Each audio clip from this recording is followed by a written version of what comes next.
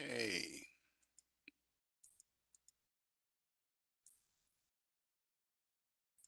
It is 7:03 p.m.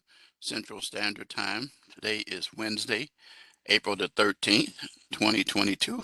Welcome to week number 2 of Introduction to Corrections. My name is Richard Wright, and I will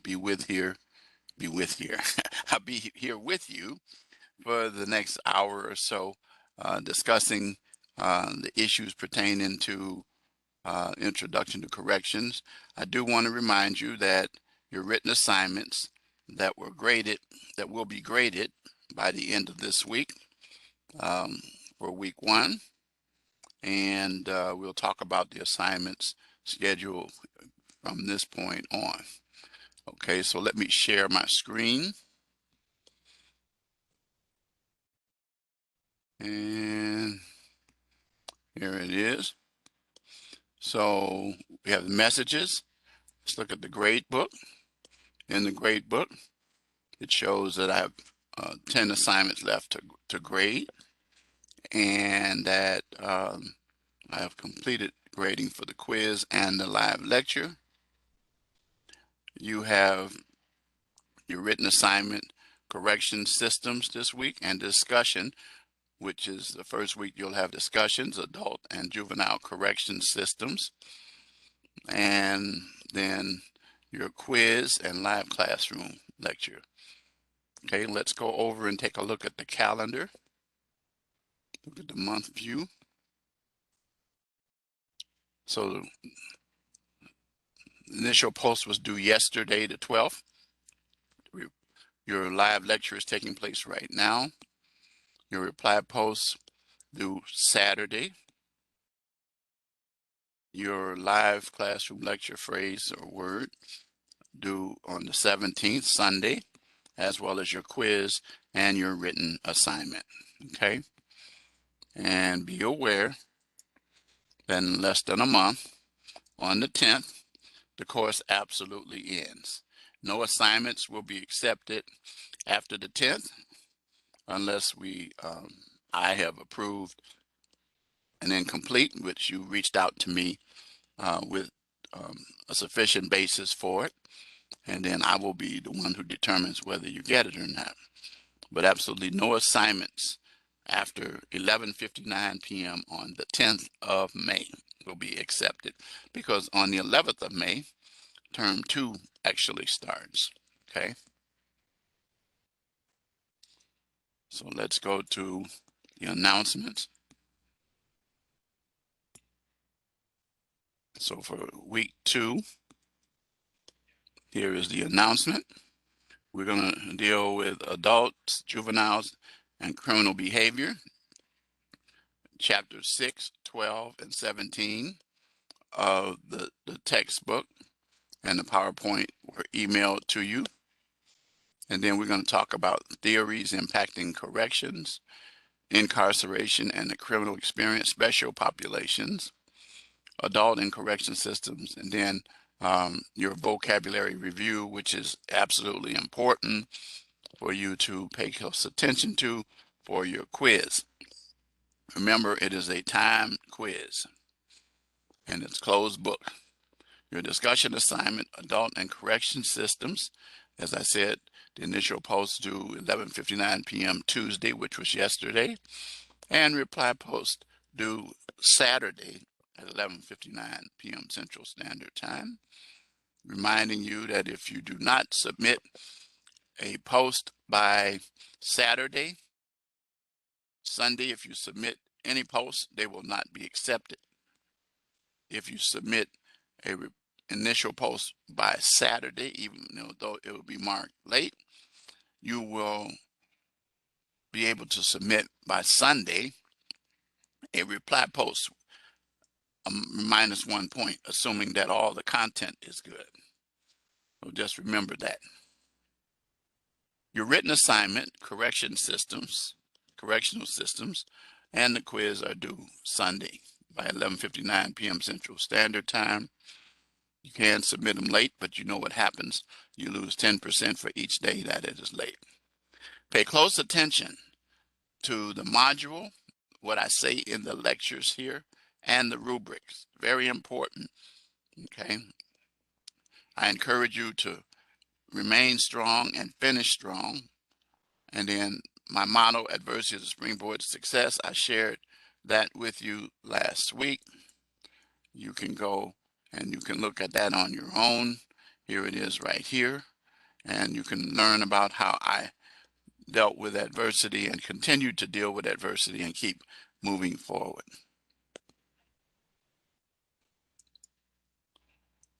Okay. Let's talk about the written assignment. So, dealing with correctional systems. So what you're going to do is you're going to do research, corrections practitioners, and this is learning more effective and efficient interventions and strategies to work with offenders to reduce recidivism. And you know what recidivism is? That's coming back again. As you'll hear me talk about moving individuals from 12 o'clock to 6 o'clock. I'll talk about that a little more. However, the knowledge comes with the realization that our correction system is not a one-size-fits-all, because we have special populations, and just to name a few: women, juveniles, the elderly, mental illness, developmental disabilities, and veterans, just listing a few. So your instructions for this assignment is, first of all, select one, not two, one of these populations that's listed here. All right. Next, create a plan that contains the following. In the first part of your plan, provide an overview of the characteristics that define the group as a special population. The second part of your paper, to issue a solution, provide a solution of the issues and describe an issue that impacts your selected special population in the correctional system. Explain a proposed solution to address those issues. Provide supporting evidence from credible sources. That means citations in the body, references in the end. This is APA cover page, Romans 12. Very important. Okay. Provide stated ideas with professional language. Now, someone might ask me how many pages. Whatever is adequate to address this issue. I would figure somewhere between 1 to 2 pages would be adequate. But don't just give me a brief overview. You can't give a brief overview, but remember, provide support, including citations in the body and references in the end. So what you're doing basically is essentially providing us with the group that you're addressing and addressing the issues and solutions that are needed to help them and to minimize or possibly prevent them from becoming recidivists or returning back to prison. Okay. Let's take a look at the module rubric.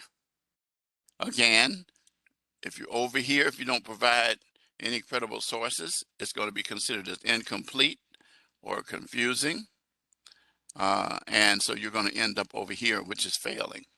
What you want to do is provide exemplary overview, which means citations in the body of the characteristics with the special population. And you see credible sources all throughout, free from spelling and typos. And that's very important. All right. So ask yourself, when you read over your paper, don't be so hastily trying to get your assignment completed and out of the way.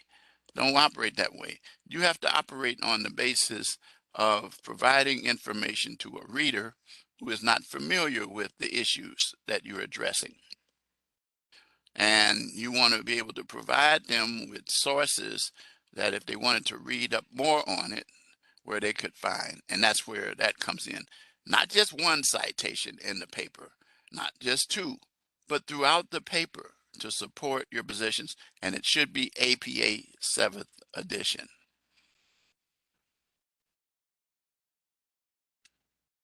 Okay. Let's go next to the discussion post. The discussion assignment, which I've already dealt with a couple of replies. So you're going to look at the difference between adult and juvenile correctional systems, dealing with the process, the terminology, and the philosophy. So for your initial post, explain the difference between the two, adult and juvenile correction systems, and support the selection of one of the differences you explained by detailing an example of a process, including the terminology. And then, why do you believe this is important? And then respond to a peers that's different than yours. And then you discuss whether you believe the process and terminology they provided supported that, and then share your beliefs as to the importance of the difference. Okay, and I already told you the due date there. Few students have submitted them, and I've responded to them. Your quiz, I won't open it up. It's a 30-minute quiz. I encourage you to study the materials before you attempt to even take that quiz. Once you start it, you can't stop it. Your live classroom recording, this is where you will find me taking this out. This is, if you clicked on this right now, it would take you to where we are now. But if I'm going to take this out and put the actual link for the recording, that'll be found there, as well as I email it to you as I did last week. So then your live classroom, where you click on this and open it up, and you do your phrase that needs to be submitted that you don't know yet because I haven't given it. Okay, and of course that's due by Sunday. So I'm going to talk about theories that impact correction, incarceration, special populations, adult and juvenile systems, and then we'll close out with the review. Okay. Now, some of the stuff that I show you is something that you can go over yourself, and I'm just going to talk about a little bit about it. Okay, you can't hear what's being said because I have my headphones on, but if you go back and look at this with your headphones on or your speakers, you will be able to hear it. So let's go to the next slide. So we're going to talk about these 6 theories, and they should be familiar from your reading and your PowerPoints. Okay. And then these are individuals who are theorists, and Walter Reckless,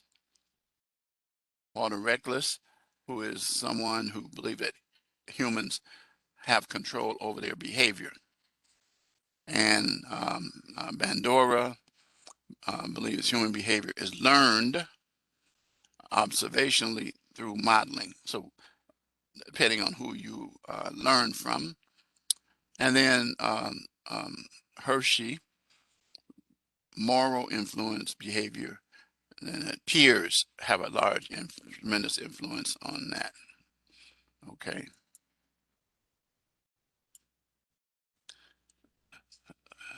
So the strain theory. Okay. So so so the strain theory has to do with difficulties you might have in your life, at home, school, or work. And the general strain theory looks at the negative emotional and personality of the individual and how they respond to those difficulties. That is it in a nutshell. The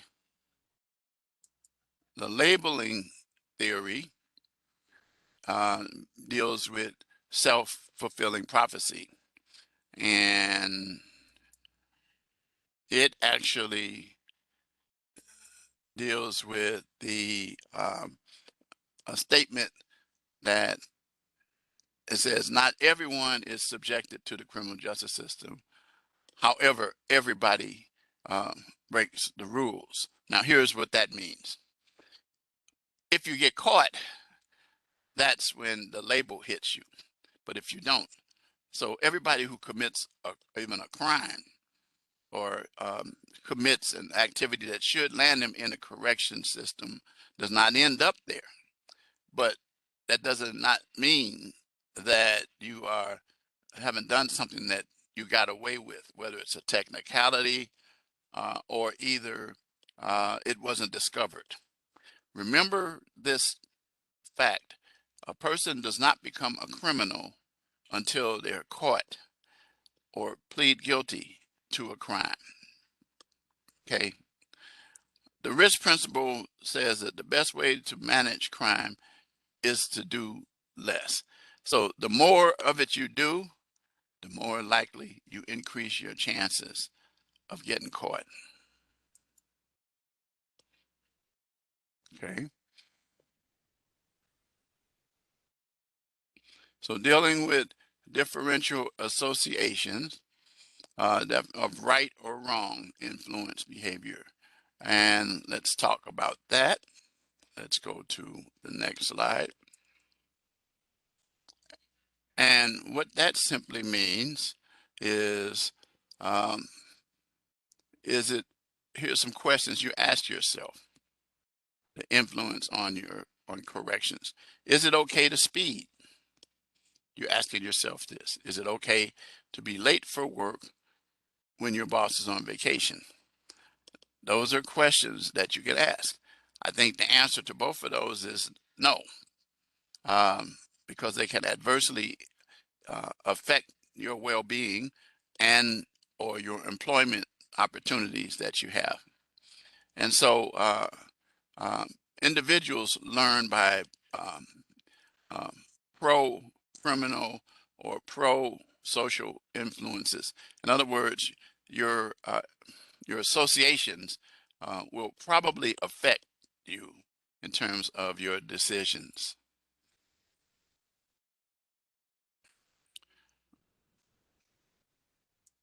So what happens is when you commit criminal behavior, what you're doing is you're conforming to the standard of your group.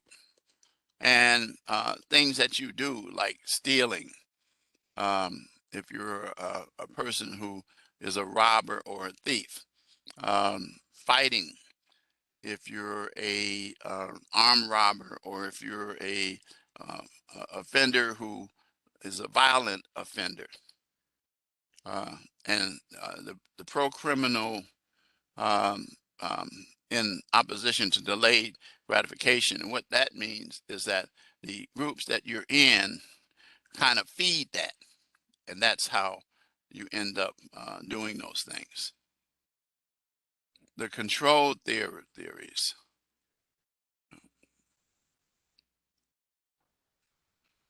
So, so the theorists that we mentioned earlier, we deal with, first of all, the control theory, diverse factors, where people have various ways to control their impulses and the way that they break the law. And it can be based upon external as well as internal influences, where you have a certain idea about who you might be, and internally, and then externally, your community, your neighborhood, your family life, your peer association as well. The social learning theory. Let's talk about that. And And so what we learn about the social learning theory is that you watch from seeing others. As you see this little kid seeing these two men with their hands behind his back, and he does just that. And so you are influenced by what you learn from watching others or paying attention. That's why you have to be careful the things that you watch. Um, Coded information guides futures, actions, and behavior. In other words, those things will begin to shape in an individual as you do those things. Okay. So let's talk about PICR. What is PICR? It says, as it says on this slide, it's just simply um, pro-social. People have criminal thoughts, and it's influenced by some of the things we talked about earlier, your personal life, your interpersonal, and your community events. In other words, the things that you think are important to you and affect your actions and your life. Forming a decision to act is based on costs of rewards. What do you get out of this? What are the benefits? I'm not talking about right now the negative, but the benefits for you. Now there are factors, 6 factors that contribute to individuals who commit criminal behavior. And I learned this over the years as a defense attorney, as a prosecutor, as a police officer, that the characteristics of your environment can have an influence on criminal behavior. It doesn't always have to be, as you learn about my environment, but I went another direction, but that doesn't happen very often. Unfortunately, most of the time, your environment of negativity can cause you to be engaged in negative activity. Attitudes, values, and beliefs that the individual hold regarding to operating in an antisocial manner. Um, Social support, your friends and family. You see what they do, you watch what they do, and you begin to do what they do. Okay. History of behavior. The greatest predictor of the future is past behavior. So I always say this: if you are um, a student who is unethical, you're probably going to end up being an unethical professional, and your career is going to be short, and your ability to make a living adversely affected, as I know many people who have, and it could result in a shortened life as well. So you have to start early, and that's why we remind our students about the principle of the transferable skill of ethics. Ethics so important. Personality characteristics. The characteristics of your personality can determine whether you're conducive to antisocial behavior or not. Cognitive emotional states. Are you a person who is always angry? You be around people that they're always angry. They get angry about everything. They have poor problem solving skills, and they actually believe they're the victim of law violations when they make a conscious decision in some instances to commit the crimes themselves. Next, the RNR model. So you have Don Anderson, James, and Bonta, and then so we're going to talk about that in the next slide. Here we go. So what are the principles of the RN? Question is who's targeted? That's the principle. That's the need, what is targeted, and the responsibility principle is how needs are targeted. So it's how you approach in your mind the desire to commit crime. That's what your thought process. Now, so the risk principle going back is who? Targets of high risk are those that strong treatment effects. Targets with low risk, harm can be done. So the point of the matter is you decide which way you're going to go. High risk, use what we call actuarial assessments. What that means is you determine that there's a low risk or little chance of getting caught. The need principle of the RNR is the what, related to the conduct itself, and the need factors, the central 8 and the big 4. Here we go. Okay, so here we are. So here we are with the primary 4 risk need factors: your history of criminality, your attitudes, beliefs, who you hang with, and the personality that's developed from that individual. Static factors cannot be changed. So you become that, and you have the need to respond accordingly. In other words, it controls you. The secondary part of it is part of the central 8, which consists of these 4 and the 4 on the left and 4 on the right.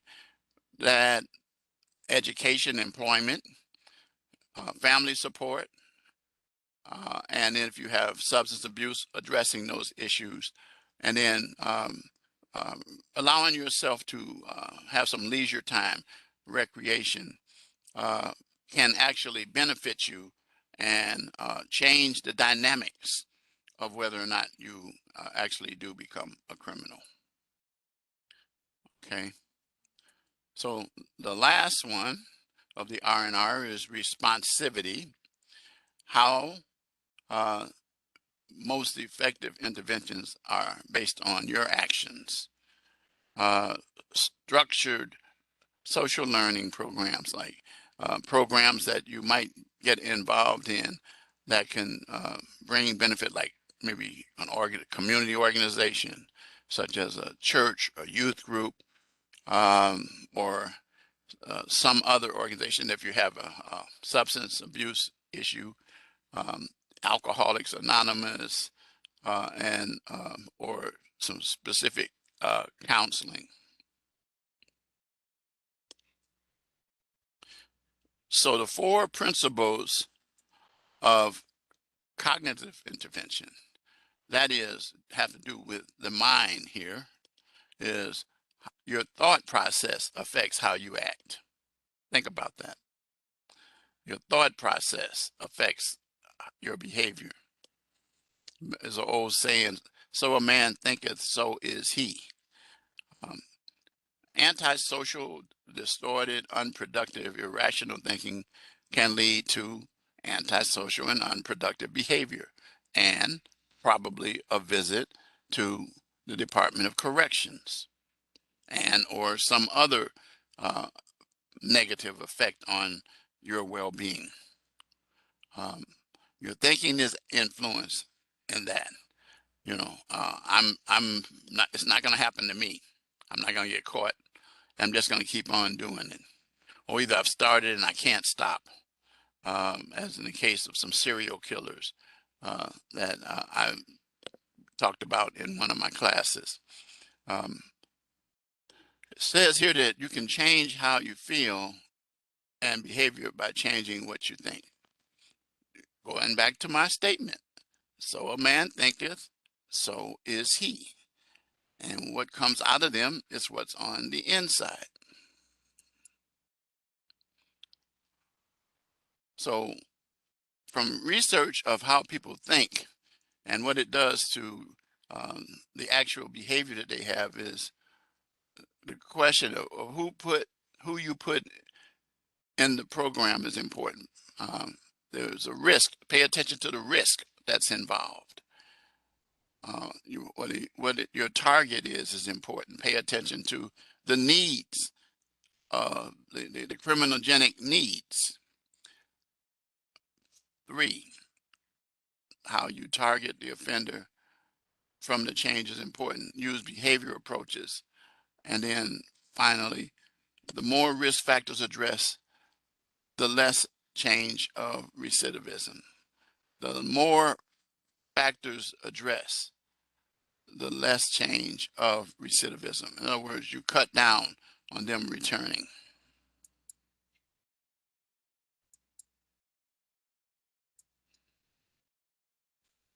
Okay.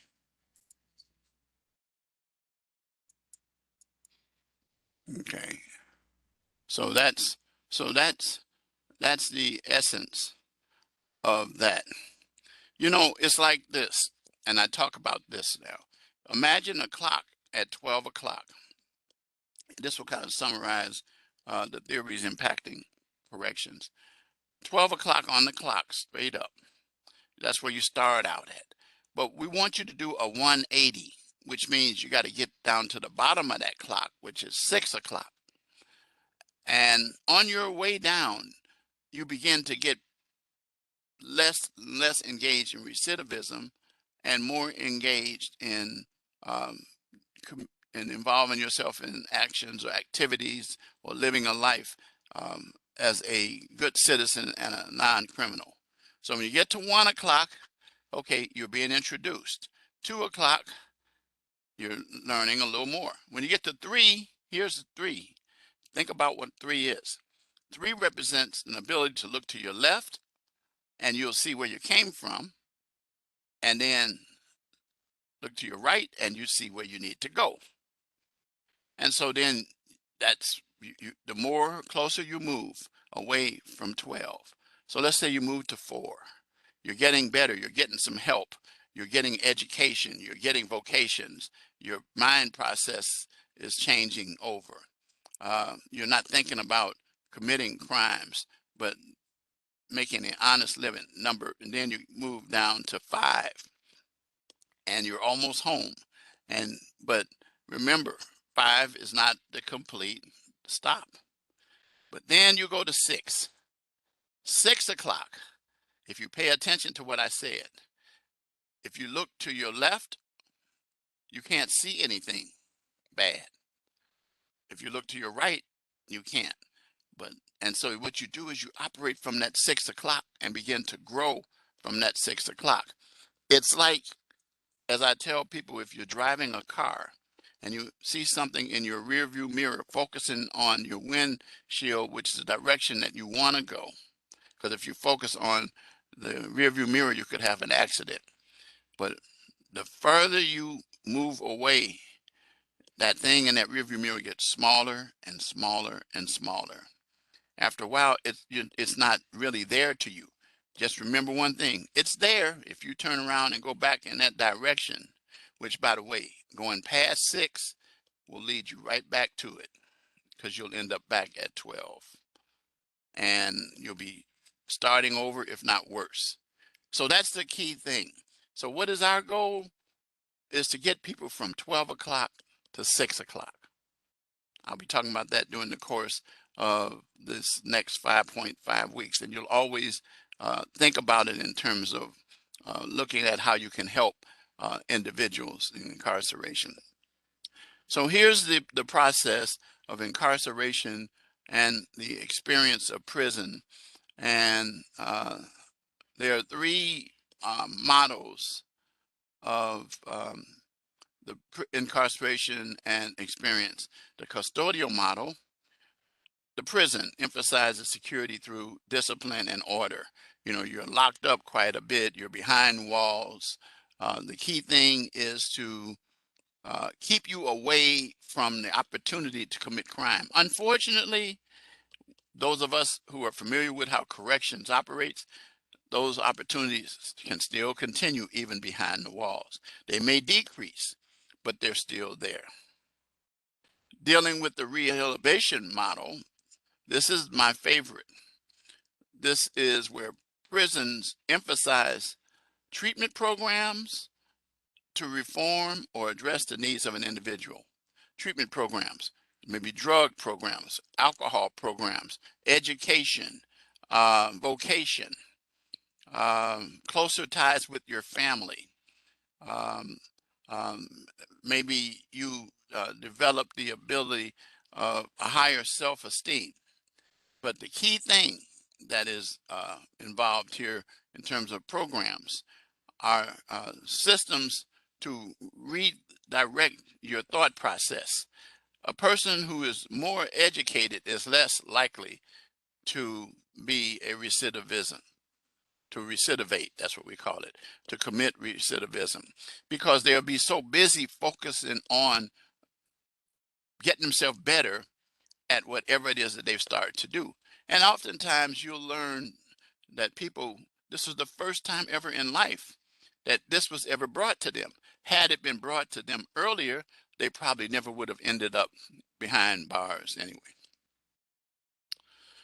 That's the goal of probation officers and parole officers, to help individuals with that issue, as well as correction officers. And when do correction officers start that? Day one, and continue throughout the process. Reintegration model emphasizes ties to the family.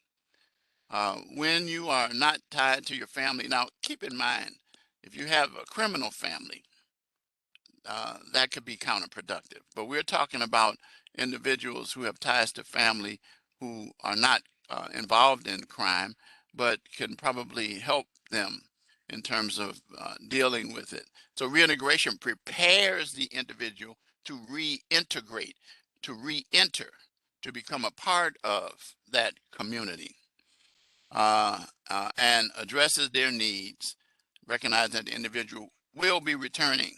Most people that are incarcerated at some point are returned to the community. And then there's a number of factors here. I won't go into those. Prisons are set up on what we call security classifications.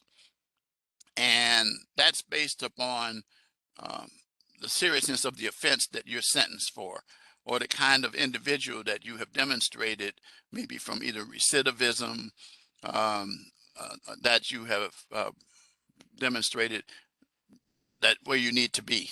So you start out with the baddest people, the people who commit the most serious of offenses, maximum security prisons, where the organization is to minimize escape. High walls, a lot of time in the cells, um, minimize the possibility of violence so they're not able to get with other individuals, and strict limitations on freedom and your visitors. The medium security is where the design organization will also prevent escape and violence, but the restrictions are not as rigid as in the maximum, okay? And then finally, the last one, the minimum security prison, is where it's set up to give an individual so much freedom that it prepares them for reintegration. And it says as much freedom as is consistent with the concept of incarceration. Okay. So the prison experience itself can vary depending upon the kind of facility that you end up at, and what you learn in terms of corrections. Remember, the root word for corrections is correcting, and you want to correct the error that the person, or errors that caused them to end up behind bars. There's, as it says, there is a prison economy, as people always want basic food, clothing, housing, and then it says amenities are not.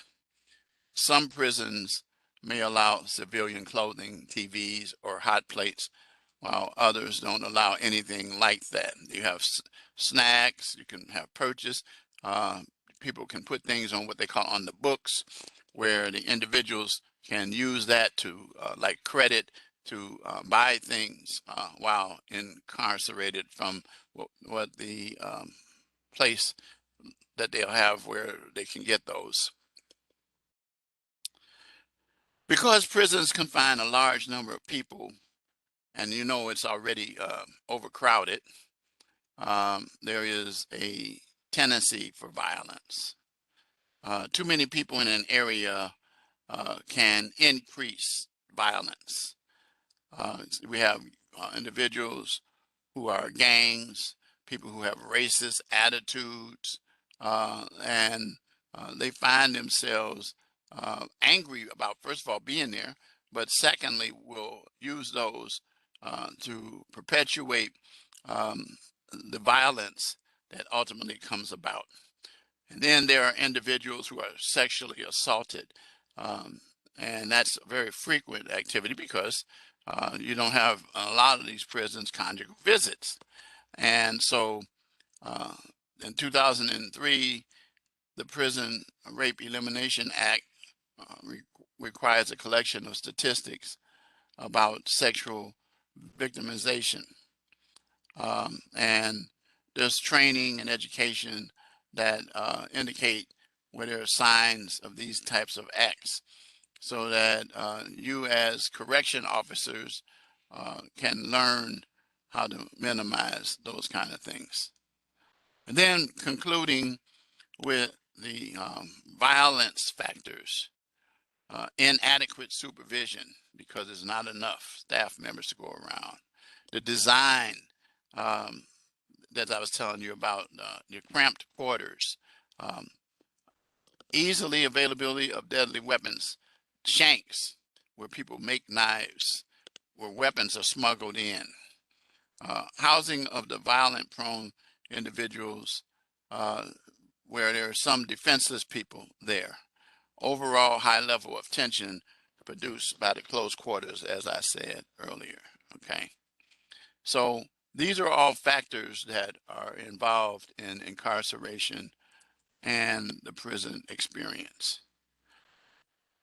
Special populations, as I referred to them earlier in your assignment, a special population basically is a group of offenders based upon what their unique needs are based on their status.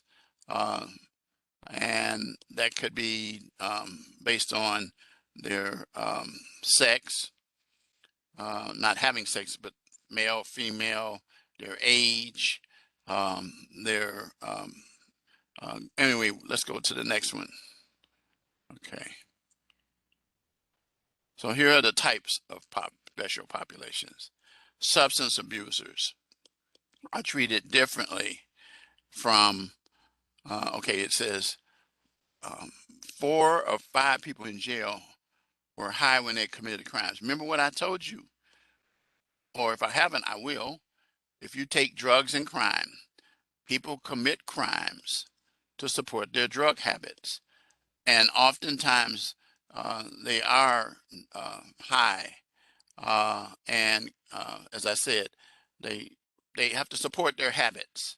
While 2% of the adult population abuses drugs, over half of those admit that they did it. So drug abuse is way up there. All right, I already told you about this one. Okay, let's talk about the second one. So I represented many individuals in drug courts, and what drug courts pretty much did is you didn't really so much had a trial. It was primarily pleas to help individuals into drug programs, providing services to help them so that they don't, they get free of this. Remember, the drug is what guides their actions. And it can be alcohol, and it says alcohol is more closely associated with crimes of violence than any illegal drug. You will be surprised at that. I know all about that growing up. I always smelled alcohol in the house. I don't drink, I don't smoke, I didn't do any of that. And so It's because of what I grew up in, and it's a reminder that safety of officers is a concern, as those individuals who are alcoholics, when you drink alcohol, you can become violent.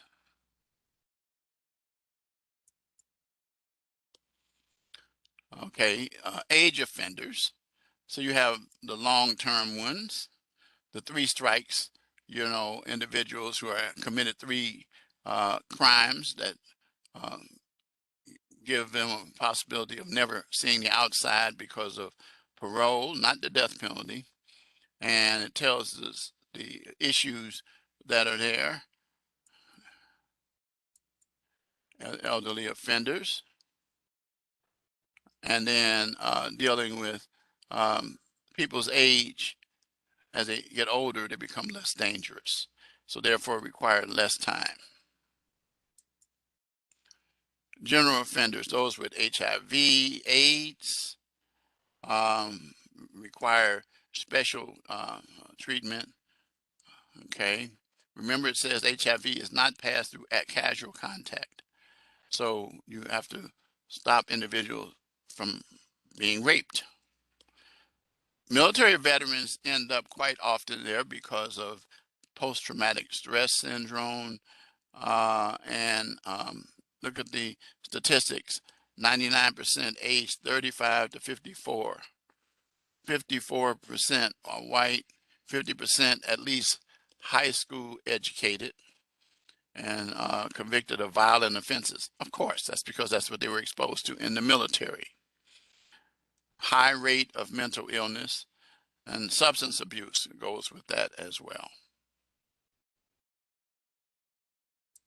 Then you have the sex offenders, uh, individuals who commit sex offenders are generally upon individuals that they know, and that they also are individuals. If you ever do some research on those individuals, you learn that they were victims before they became criminals. And so there needs to be some serious help with that. It's kind of like as bad as the drugs. They can't stop it. They need to have some serious treatment. Okay, and that's the end of that. So those are just a few of them. There are more than the special populations there. So let's talk about the adult and juvenile, and what are the differences between the two. Okay, first of all, let's talk about the juvenile. So juveniles are treated differently because of these factors that are included in this slide. They're young, and hope we can salvage them. They have a high rate of resistance. Um, Families can help individuals as juveniles to keep them from becoming adult offenders. They're easily influenced by their peers. God knows that's number one factor now. Kids that are in school, they're learning from their classmates habits that land them in juvenile court. And juveniles have little responsibility for others. I mean, after all, they're taken care of, and they don't feel a responsibility to do anything beyond taking care of themselves if they can. So there's not as much emphasis on punishment and individualized treatment, and it's rehabilitation plus, I called it. We don't allow their records to be released to the public if they become adults, and things of that nature. You are not arrested as a juvenile, and it's not called an arrest. You're taken into custody, but it's a difference. You do have some of the rights, though, that exist. For example, the right to remain silent. You have that. You have no jury trials. McKeever versus Pennsylvania is a Supreme Court case that addressed that. And the reason why is because those cases are handled by the judges themselves. And the judge is almost like a counselor. to those individuals. It doesn't start with information. It starts with a petition. It's like a civil thing. So that's just a little bit about it. You find out more in your readings.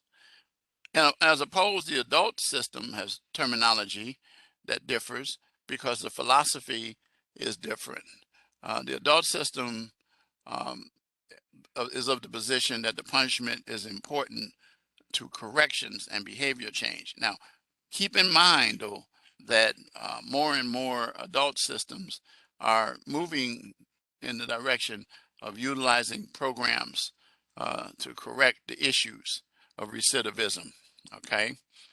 The juvenile, like education, employment, those kinds of things, vocations that we talked about as well. On the other hand, the juvenile system does not look at value punishment. Instead, um, places emphasis on potential rehabilitation and the change through support, mentors, treatment, and services. Again, the adult system is thanking God, beginning to pick up those things as well. All right. So with this knowledge check, you can go over these. Which of the following statement is correct? A juvenile petition is the outcome. Formal charges, taken into custody, person charged. That's what I just said, the formal charges. Which of the following statements is correct? Adult trials determine guilt, formal charges, legal basis for holding person charged.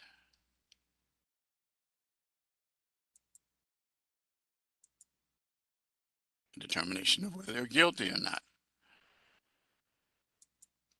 And then the last question is, which of the following statements is correct? Juvenile finding is taken into custody, formal charges, legal basis, outcome of case.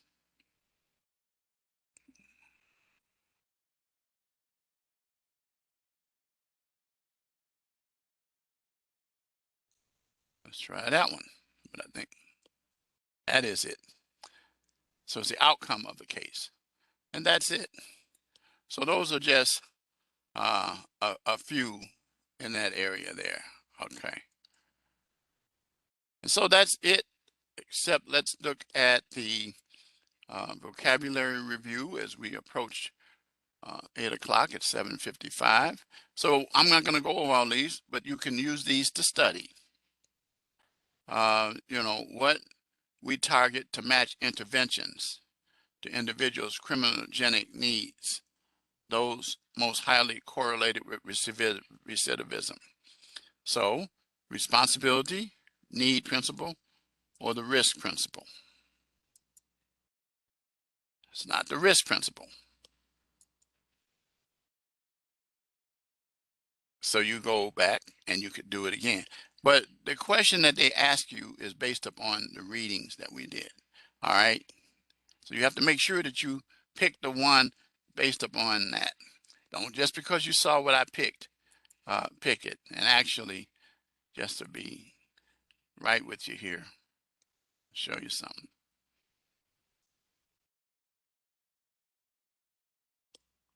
What we target to match interventions.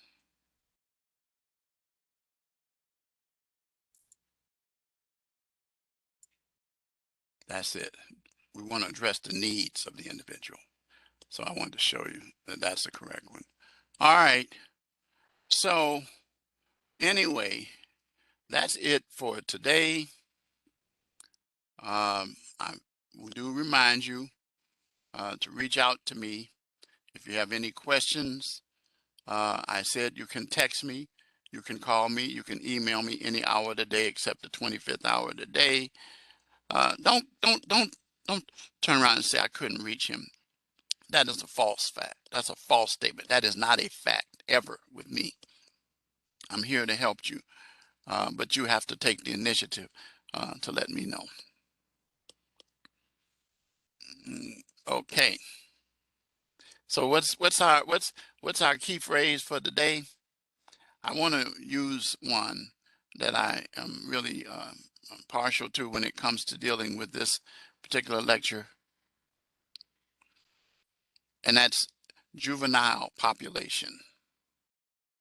Give me juvenile population to get your points for this week. All right, I'll see you next Wednesday at the same time, 7 o'clock p.m. Central Standard Time. Stay safe and enjoy your week. Good night.